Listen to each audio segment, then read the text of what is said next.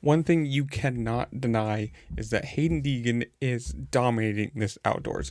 If you take away the bike blowing up and still getting a second in Moto 2, I mean, this is what could have been a perfect year. It just happens. And on the tails of that, and on the tails of everyone giving him so much shit for last year, it sounds like he is confirmed for the MX of Nations team this year, which, I mean, honestly, who else would you have in the Moto 2 or MX2 or 250 category, whatever you want to call it? I mean, there is no one else that is on his level right now, whether you're talking competitive side, fan side, just it's him or nothing. And it's just great. I mean, yes, you can say, oh, he didn't go the last couple years, or didn't go last year because he didn't want to travel. Yes, sure, whatever you want to call it. Whether that was him, whether that was the team, whether that was monetary, who knows? But there are tons of other people and a whole team when you consider Kawasaki doesn't even consider sending their people that you get the hate is unwarranted or magnified because of his last name and whatever you want to call it, his social media presence. People hate him because he is him. But you've got to give it to him. He is an absolute talent in this sport. What is it? This year, outdoors in 250, was it next Supercross is 250, and then I believe I was wrong in my last video talking about this.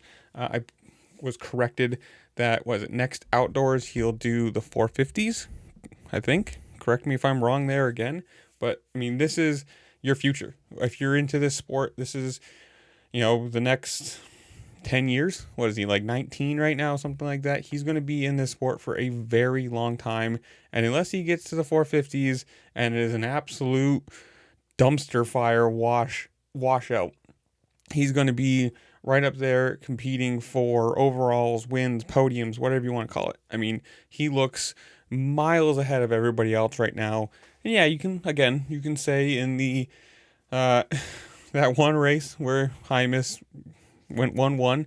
I mean, you got to give it. The first race, engine blew up. The team probably might have told him, hey, you can't race the same way in Moto 2 or we chance it again. And then you go, did not finish. And well, that's obviously not going to be a good thing.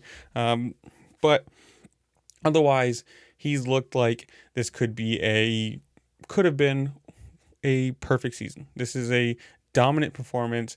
Every single round looks just like he is the guy to beat. Everyone knows he's the guy to beat. It's one of those things that you go into these races saying, how fast is he? How far am I going to be off of him?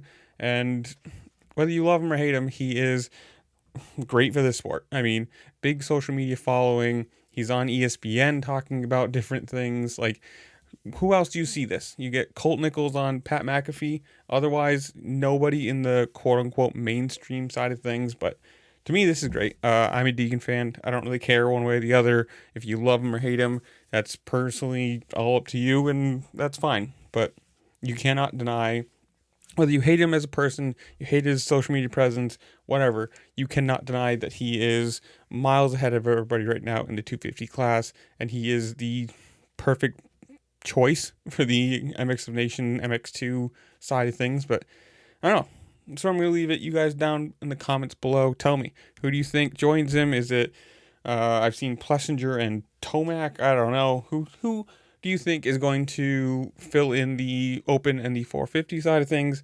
Whatever it is, comment down below, tell me what you think.